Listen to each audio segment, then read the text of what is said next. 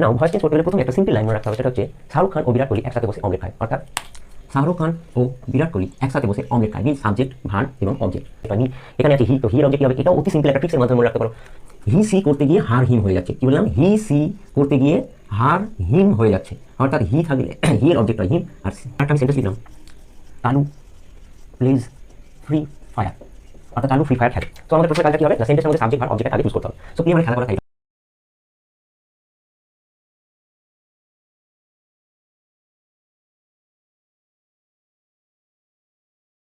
Voice change কি কঠিন রে বাবা, এ আমি পারবো না। স্টুডেন্টসদেরকে গ্রামারের কথা বললেই তারা যেন এক আতঙ্কের মধ্যে ভোগে, ভাবে কোন এক মহাসমুদ্রে এসে পড়লাম রে বাবা। অথচ স্কুল লেভেল থেকে শুরু করে কম্পিটিটিভ এক্সাম পর্যন্ত সমস্ত স্তরের স্টুডেন্টসদের জন্যই ভয়েস চেঞ্জ একটা ইম্পর্ট্যান্ট টপিক। আর এতটা ইম্পর্ট্যান্ট হওয়ার কারণে যে কোনো সোশ্যাল মিডিয়া প্ল্যাটফর্মে এর ব্যাপারে হিউজ ইনফরমেশান অ্যাভেলেবেল পাওয়া যায়, এবং প্রায় সমস্ত ইংলিশ টিচাররাই তাদের স্টুডেন্টসদেরকে এই টপিকটা করিয়েও থাকেন। তা সত্ত্বেও সঠিক কিছু স্ট্র্যাটেজি আর উপযুক্ত গাইডেন্সের অভাবে সমস্ত স্টুডেন্টসরা এটাকে আয়ত্ত করতে পারে না। তাই আজ আমি একটু ইউনিক ওয়েতে কিছু ইজি অ্যান্ড সিম্পল টিপস ও ট্রিক্সের মাধ্যমে তোমাদের ভয়েস চেঞ্জটা শেখাবো, যাতে যে ধরনের স্টুডেন্টসদের গ্রামারের প্রতি অনীহা তারাও যেন ইন্টারেস্টের সাথে ভয়েস চেঞ্জটা শিখতে পারে, জানতে পারে, বুঝতে পারে। So let's start. আমি বলি, ভয়েস কথার আক্ষরিক অর্থ সাউন্ড বা আওয়াজ হলেও এখানে ভয়েস বলতে অ্যাকচুয়ালি বোঝায় বাচ্য বা কথা। আর এই কথা বলার ধরনের উপর ভিত্তি করে ভয়েসকে দুভাগে ভাগ করা হয়, অ্যাক্টিভ ভয়েস ও প্যাসিভ ভয়েস।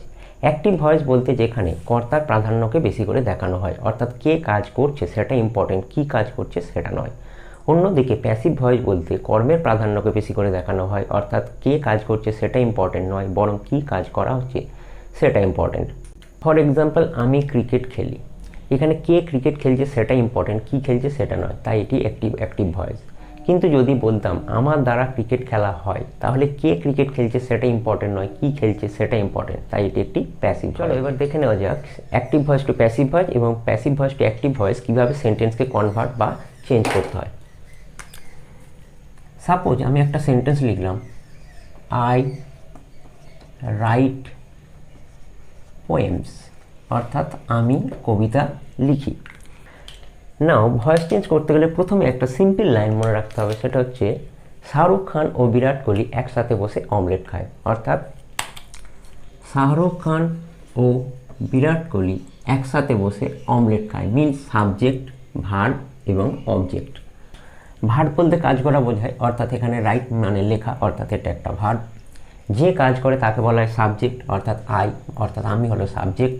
এরপর ভার্বকে কি বা কাকে, কি অথবা কাকে দিয়ে কোশ্চেন করলে যেটা অ্যান্সার পাওয়া যায় তাকে বলা হয় অবজেক্ট। যেমন আমি লিখি, কি লিখি? পোয়েমস, অর্থাৎ কবিতা, তাই এই পোয়েমস হলো অবজেক্ট। কাকে লিখি? এখানে দেওয়া নেই, দরকারও নেই, কারণ যে কোনো একটা অবজেক্টই এনাফ ভয়েস চেঞ্জ করার জন্য। নেক্সট আমাদের করতে হবে কি, ক্রিস ক্রস ওয়েতে অবজেক্টকে অ্যাজ আ সাবজেক্ট হিসাবে মনে করে প্রথমে লিখতে হবে, অর্থাৎ এখানে লিখলাম পোয়েমস। দেন সাবজেক্টকে আবার ক্রিস ক্রস ওয়েতে শেষে লিখতে হবে অ্যাজ আ অবজেক্ট। নাও একটা ইম্পর্টেন্ট ব্যাপার, আই যদি সাবজেক্ট হয় তাহলে তার অবজেক্ট কী হবে? এটাও খুবই সিম্পল ট্রিক্সের মাধ্যমে মনে রাখতে পারো। আই মানে আমি, আমি, সো আইয়ের অবজেক্ট হবে মি। দেন ম্যাক্সিমাম স্টুডেন্টসরা যেটা ভুল করে বা বুঝতে পারে না সেটা হলো ভার্বটাকে কীভাবে লিখব। সো ওটাও একদম সিম্পল ব্যাপার। সবসময় মনে রাখবে অ্যাক্টিভ ভয়েসে যে কটা ভার্ব থাকবে, প্যাসিভ ভয়েসে তার থেকে একটা ভার্ব এক্সট্রা হয়, অর্থাৎ এখানে একটা ভার্ব আছে মানে এখানে হবে দুটো ভার্ব। এবার এই দুটো ভার্ব কীভাবে লিখব, এটাই হলো লাখ টাকার প্রশ্ন। সেটাও কোনো কঠিন ব্যাপার নয়, সিম্পল ব্যাপার। কি না, এই ভার্বটা কোন ফর্মে আছে সেটা দেখতে হয়। অর্থাৎ ভার্বের আমরা জানি তিনটে form, present form, past form এবং পাস্ট পার্টিসিপল ফর্ম। তো এটা কোন ফর্মে আছে না, আমরা জানি রাইট, রোট, রিটেন। সো এটা প্রেজেন্ট ফর্মে আছে। যদি এটা প্রেজেন্ট ফর্মে থাকে তাহলে এখানে প্রেজেন্টের অক্সিলারি হিসাবে অ্যামিজার হবে। যদি এটা পাস্ট ফর্মে থাকে তাহলে পাস্টের অক্সিলারি হিসাবে এখানে ওয়াজার হবে। সো এটা রাইট মানে প্রেজেন্ট ফর্ম, সো এখানে অ্যামিজারের মধ্যে কোনো একটা হবে। কী হবে?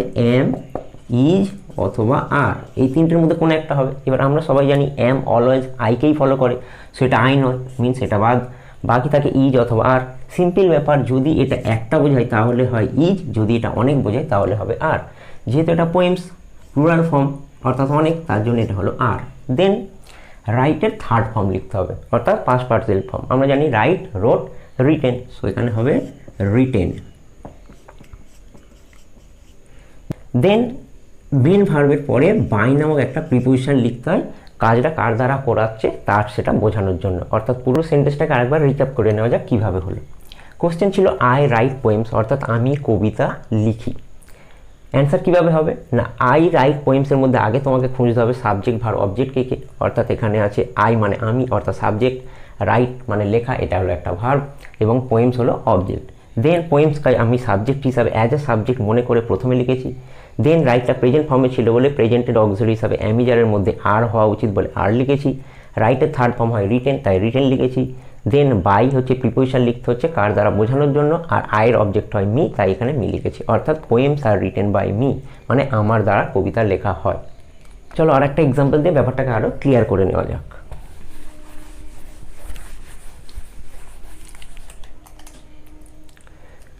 সাপোজ একটা এক্সাম্পল লিখলাম, the cat chased the rat, অর্থাৎ বিড়াল ইঁদুরকে ধাওয়া করে। সেটা কিভাবে করবে, সিম্পল ব্যাপার, আগের মতনই। সেন্টেন্সটার মধ্যে সাবজেক্ট ভার্ব অবজেক্ট আগে চুজ করো। অর্থাৎ এই সেন্টেন্সের সাবজেক্ট হচ্ছে দ্য ক্যাট, ভার্ব হলো চেজড মানে ধাওয়া করা। কাকে ধাওয়া করছে, র্যাটকে অর্থাৎ ইঁদুরকে, তাই এটা হলো অবজেক্ট। দেন আমাদের কাজ হবে র্যাটকে অ্যাজ আ সাবজেক্ট ফার্স্ট লেখা, the rat.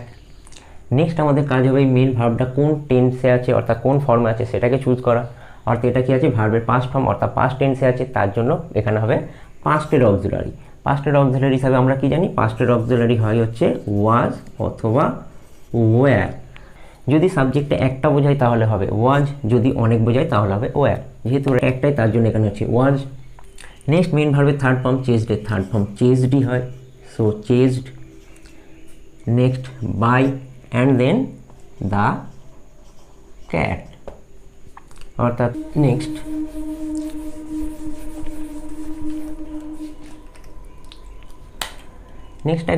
Example, he is driving a car, অর্থাৎ সে একটি গাড়ি চালাচ্ছে। অর্থাৎ এটা কি, এটা প্রেজেন্ট কন্টিনিউয়াস টেন্সে করা আছে। তো এটার ভয়েস চেঞ্জ কীভাবে করবে, সেম থিং। প্রথমে সাবজেক্ট ভার্ব অবজেক্ট চুজ করবে। অর্থাৎ এখানে হি হলো সাবজেক্ট, ইজ হলো অক্সিলারি ভার্ব, ড্রাইভিং হলো মেন ভার্ব, অ্যান্ড এ কার হলো অবজেক্ট। দেন এ কারকে ফার্স্ট লিখলাম, এ কার। দেন সহজে মনে রাখবে একদম সিম্পল ওয়েতে, এখানে কটা ভার্ব আছে কোশ্চেনে, অর্থাৎ অ্যাক্টিভ ভয়েসে দুটো, সেখানে আমার হবে কি তিনটে। ফার্স্ট কি, এখানে ইজ আছে অর্থাৎ প্রেজেন্ট টেন্সে আছে, প্রেজেন্ট টেন্স থাকার জন্য অ্যান্সারটাও প্রেজেন্ট টেন্সেই থাকবে, অর্থাৎ অ্যামিজারের মধ্যেই কোনো একটা এখানে হবে। এ কার আছে একটা, তার জন্য এখানে হবে ইজ। তারপর মনে রাখবে এই যে আইএনজি, কোনো ভার্বের সাথে যদি আইএনজি থাকে অর্থাৎ কন্টিনিউয়াস টেন্সে থাকে তাহলে এই আইএনজির জন্য এখানে একটা এক্সট্রা ওয়ার্ড হবে, সেটা হলো বিইআইএনজি, বিং। দেন মেন ভার্বের থার্ড ফর্ম, ড্রাইভের থার্ড ফর্ম হচ্ছে ড্রাইভেন। দেন নিয়ম অনুযায়ী যেটা হয় বাই, অ্যান্ড দেন অবজেক্ট। এখানেও একটা সহজভাবে মনে রাখতে পারো, হি আছে, তো হি এর অবজেক্ট কী হবে, একটু আগে যেটা করলাম আই মানে আমি, সো আইয়ের অবজেক্ট হয় মি। এখানে আছে হি, তো হি এর অবজেক্ট কী হবে, এটাও অতি সিম্পল একটা ট্রিক্সের মাধ্যমে মনে রাখতে পারো। হি সি করতে গিয়ে হার হিম হয়ে যাচ্ছে, কি বললাম, হি সি করতে গিয়ে হার হিম হয়ে যাচ্ছে, অর্থাৎ হি থাকলে হি এর অবজেক্ট হয় হিম আর then you have solved the problem, অর্থাৎ তুমি সমস্যাটার সমাধান করেছো। এটা কোন টেন্সে আছে না, এটা প্রেজেন্ট পারফেক্ট টেন্সে আছে। কীভাবে বুঝলাম না, প্রথমে আছে সাবজেক্ট অর্থাৎ ইউ, তারপরে হ্যাভ আছে অর্থাৎ প্রেজেন্ট টেন্সের অক্সিলারি ভার্ব, দেন হচ্ছে মেন ভার্বের third form, and then object হচ্ছে the problem. So voice change করতে গিয়ে আমরা প্রথমে কাকে লিখব না, the problem, the problem. Then same নিয়ম অনুযায়ী এখানে দেখো দুটো ভার্ব আছে, তার মানে আমার অ্যান্সারে কটা হবে তিনটে, অর্থাৎ একটা দুটো তিনটে। সো ফার্স্ট হচ্ছে এখানে হ্যাভ আছে, তো হ্যাভ থাকলে কি করতে হবে না, হ্যাভ হচ্ছে প্রেজেন্ট টেন্সে ব্যবহার হয়, অর্থাৎ হ্যাভ আর হ্যাজ। সো প্রবলেমের পরে হ্যাভ আর হ্যাজের মধ্যে কোনো একটা লিখতে হবে, কারণ প্রেজেন্ট টেন্সে হ্যাভ আর হ্যাজ হচ্ছে অক্সিলারি হয়। সো এখানে এটা যদি একটা বোঝায় তাহলে আবার হবে হ্যাজ, যদি এটা অনেক বোঝায় তাহলে হবে হ্যাভ। সো এখানে লিখবো দ্য প্রবলেমের পরে হ্যাজ। দেন হ্যাজ হোক বা হ্যাভ হোক বা হ্যাড হোক, এরা সর্বদা আরেকটা ওয়ার্ডকে ফলো করে, সেটা হচ্ছে বিন, BEEN। দেন মেন ভার্বের থার্ড ফর্ম অর্থাৎ হচ্ছে served, and then by and you. You থাকলে ইউর অবজেক্ট কী হয়, ইউর সাবজেক্ট আর অবজেক্ট সেমই হয়, অর্থাৎ ইউ থাকলে ইউই। এটা বুঝতে পারলে পরের এক্সাম্পল করো।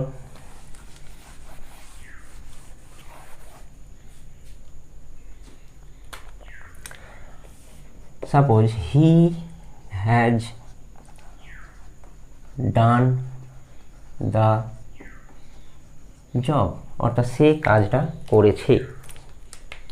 এটা কীভাবে করছো, সেম রুল অনুযায়ী প্রথম হচ্ছে সাবজেক্ট ভার্ব অবজেক্টকে চুজ করো, অর্থাৎ এখানে হচ্ছে হি হলো সাবজেক্ট, অর্থাৎ কে কাজ করছে তাই হি। হ্যাজ হলো প্রেজেন্ট পারফেক্ট টেন্সের অক্সিলারি ভার্ব। দেন হচ্ছে done main verb, and the job হলো অবজেক্ট। সো ফার্স্ট লিখলাম দ্য জব, দেন হ্যাজ আছে ডান আছে, অর্থাৎ দুটো ভার্ব, এখানে আমার হবে তিনটে ভার্ব। এখানে হ্যাজ আছে মানে আমার হ্যাভ আর হ্যাজের মধ্যেই কোনো একটা আসবে, যা দ্য জব একটা, তার জন্য এখানে হবে has. Then BEEN been, main ভার্বের third form.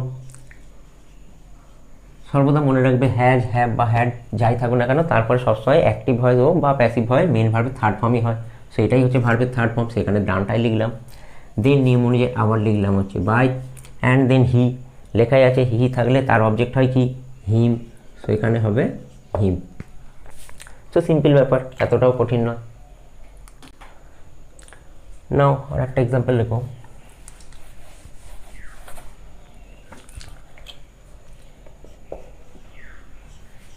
they had bought a car, অর্থাৎ তারা একটা গাড়ি কিনেছিল। এটাও কীভাবে করবে, same to same subject verb object আগে চুজ করো। এখানে সাবজেক্টকে না দে, ভার্ব, এখানে ভার্ব দেখো দুটো আছে, একটা হ্যাড আছে একটা বট আছে।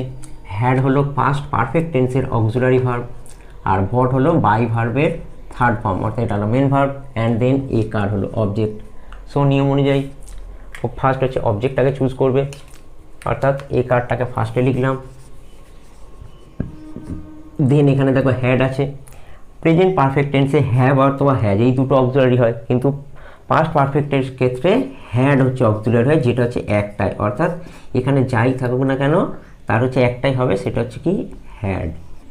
দেন হ্যাজ হোক হ্যাভ হোক বা হ্যাড হোক যাই হোক না কেন তারপরে সর্বদা আসবে কি বিন, মেন ভার্বের থার্ড ফর্মই হবে, বটটাই হচ্ছে থার্ড ফর্ম, সো এখানে লিখলাম বট। অর্থাৎ দেখো এখানে দুটো ভার্ব ছিল, এখানে দেখো তিনটে এসে গেছে, সেম নিয়মে কোনো দিন চেঞ্জই হবে না এই ফর্মুলাটা। দেন নিয়ম অনুযায়ী আবার লিখলাম আমি বাই। দে আছে, দে থাকলে কি হয় না দের অবজেক্ট হয় দেম, সো দ্যাটস কমপ্লিট। কি লিখলাম না they had bot a car, অর্থাৎ তারা একটা গাড়ি কিনেছিল, এখানে লিখলাম a car had been bought by them, অর্থাৎ তাদের দ্বারা একটা গাড়ি কেনা হয়েছিল। দেন লেখো আর একটা example.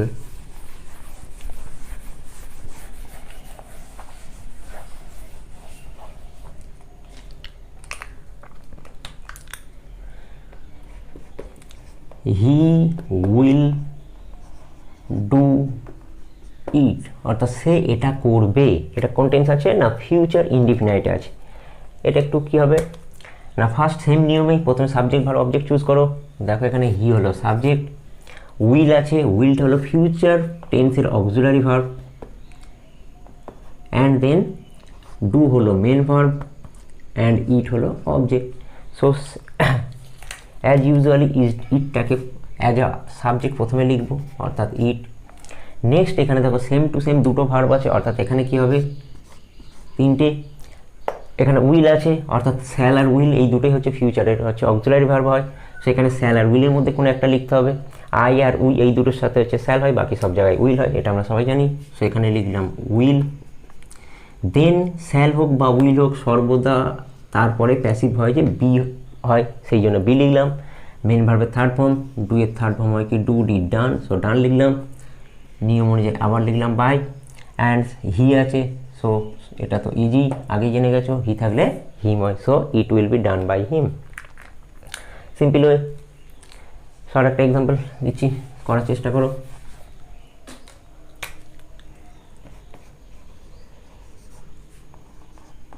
they will finish the project, অর্থাৎ তারা প্রজেক্টটা শেষ করবে। কীভাবে করছো? সেম টু সেম ওয়েতে সাবজেক্ট ভার্ব অবজেক্টটাকে আগে চুজ করো।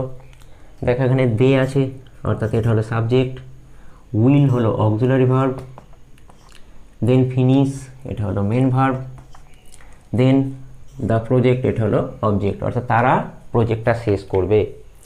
সব কী করবো? ফার্স্ট লিখবো the project,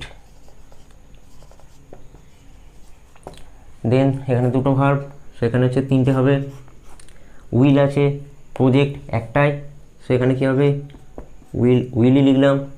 then be main ভার্বের থার্ড ফর্ম, ফিনিশের থার্ড ফর্ম হবে কি finished, as by rule, by they থাকলে them, so that's easy, the project will be finished by them.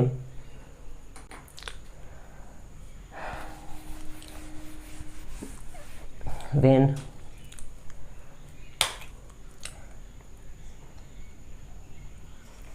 I shall have completed the task, অর্থাৎ আমি কাজটা শেষ করে থাকব। সেটা কীভাবে করবে? অ্যাজ ইউজুয়ালি সাবজেক্ট আই, এখানে দেখো তিনটে ভার্ব আছে, একটা আছে শ্যাল হ্যাভ, আবার আছে কমপ্লিটেড, তারপর আছে দ্য টাস্ক। সেই পুরোটাই হলো কি অক্সিলারি ভার্ব, এটা হলো মেন ভার্ব, অ্যান্ড দেন এটা হলো অবজেক্ট। সো আমরা অ্যাজ ইউজুয়াল প্রথমে অবজেক্টটাকে অ্যাজ এ সাবজেক্ট মনে করে ফার্স্টে লিখব। সো দ্য টাস্ক, যেহেতু এখানে হচ্ছে তিনটে ভার্ব আছে, এখানে হবে চারটে, 2 3 4। ফার্স্ট এখানে স্যাল আছে, অর্থাৎ আমরা এখানে স্যাল আর উইলের মধ্যে কোনো একটা লিখব, দ্য টাস্ক, সো এখানে লিখব উইল, যেহেতু আই বা উই হলে স্যাল হয়, বাকি সব জায়গায় উইল হয়, সো টাস্কের পরে উইল। নেক্সট এখানে হ্যাভ আছে, অর্থাৎ হ্যাভ থাকলে হ্যাভটাই হয়ে যাবে, অর্থাৎ will have. Then shall have বা উইল হ্যাভের পরে এক্সট্রা আর একটা ভার্ব আসবে, সেটা হলো বিন। দেন মেন ভার্বের থার্ড ফর্ম হচ্ছে কমপ্লিটেড, অর্থাৎ এখানে অনেক কটা ভার্ব এসেছে, তার জন্য ভয় পাওয়ার কিছুই নেই। সিম্পল ওয়েতে এখানে দেখো একটা দুটো তিনটে ভার্ব ছিল, সো আমার ওখানে হবে একটা এক্সট্রা, অর্থাৎ চারটে, 1 2 3 4। সো ফার্স্ট এখানে স্যাল ছিল বলে স্যাল বা উইলের মধ্যে কোনো একটা দিয়েছি উইল, দেন এখানে হ্যাভ আছে বলে হ্যাভ দিয়েছি, কমপ্লিটেড সেই জন্য কমপ্লিটেড, কিন্তু তার আগে হ্যাভের জন্য বিনটাও এক্সট্রা এসেছে, so will have been completed. Then নিয়ম অনুযায়ী আবার দেওয়া হচ্ছে বাই, অ্যান্ড আই আছে, আই থাকলে তো একটু আগে বলেছি আই থাকলে তার অবজেক্ট হয় me, so the task will have completed by me. Next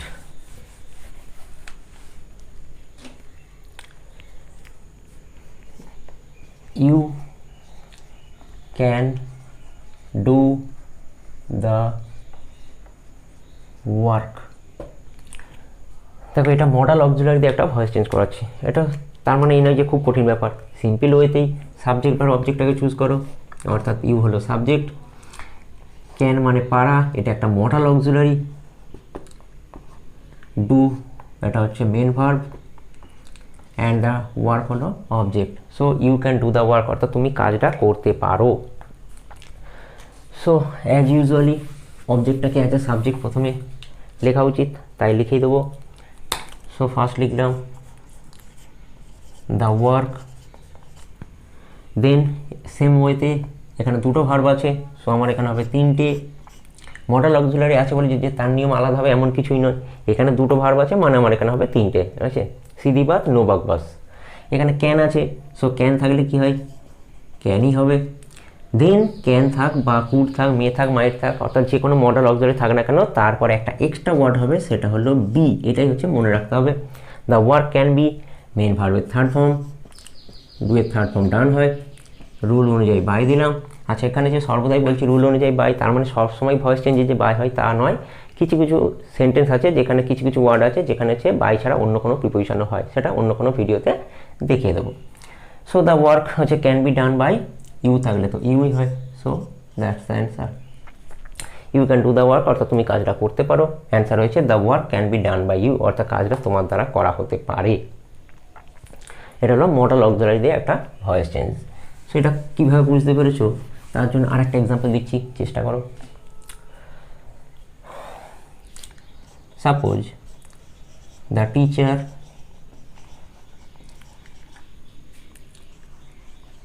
May punish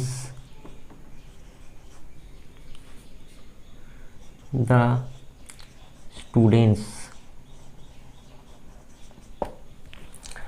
সেন্টেন্সটা হয়তো দেখতে একটু বড় লাগছে, তো সেন্টেন্স বড় দেখে ভয় পাওয়ার কিছুই নেই। গ্রামারটা এতটাও কঠিন নয়, কিন্তু দুঃখের বিষয় আমাদের হচ্ছে সিলেবাসটা এমনভাবেই তৈরি করা হয়েছে যেখানে হচ্ছে গ্রামারের নাম্বারের পরিমাণটা কম থাকে, সেই জন্য ছেলেমেয়েরা গ্রামারটাকে শিখতে আগ্রহী নয়। কিন্তু গ্রামার না জানলে ইংরাজির কোনো কিছুই হবে না, অর্থাৎ কোনো ভীতি তৈরি হবে না। সো গ্রামার শেখাটা দরকার। সো এখানে আছে দ্য টিচার, এটা হলো সাবজেক্ট। মে মডেল অক্সিলারি। পানিশ এটা হলো মেন ভার্ব, অর্থাৎ শাস্তি দেওয়া। দ্য টিচার মে পানিশ অর্থাৎ শিক্ষক শাস্তি দিতে পারেন। কাদেরকে শাস্তি দিতে পারেন? দ্য স্টুডেন্টস অর্থাৎ ছাত্রছাত্রীদেরকে, তাই দ্য স্টুডেন্টস হলো অবজেক্ট। অ্যাজ ইউজুয়ালি দ্য স্টুডেন্টসটাকে অ্যাজ দ্য সাবজেক্ট ফার্স্ট লিখলাম, দ্য স্টুডেন্টস। দেন যেহেতু দুটো ভার্বই আছে সেখানে আমার হবে তিনটে। এখানে মে আছে, এখানে লিখবো মে।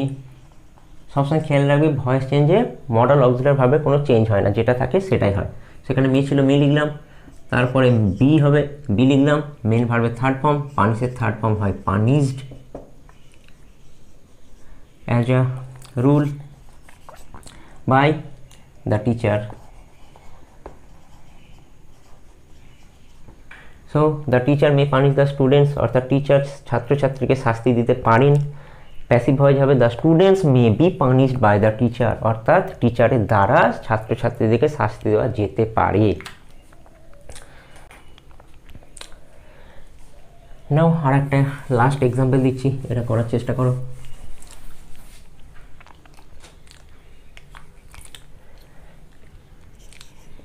C gave me a gift অর্থাৎ তিনি আমাকে একটা উপহার দিয়েছিলেন। সেটা কিভাবে করবে? অ্যাজ বাই রুল সাবজেক্ট আর অবজেক্ট চুজ করতে হবে। সো এখানে দেখো গেভ মানে দেওয়া, অর্থাৎ দিয়েছিল পাস্ট টেন্সে থাকার জন্য, সেটা হচ্ছে ভার্ব। কে দিয়েছিল? যে দেবে সে হবে সাবজেক্ট, তাই সি হলো সাবজেক্ট। কি দিয়েছিল? এ গিফট, তাই এটা হলো অবজেক্ট। কাকে দিয়েছিল?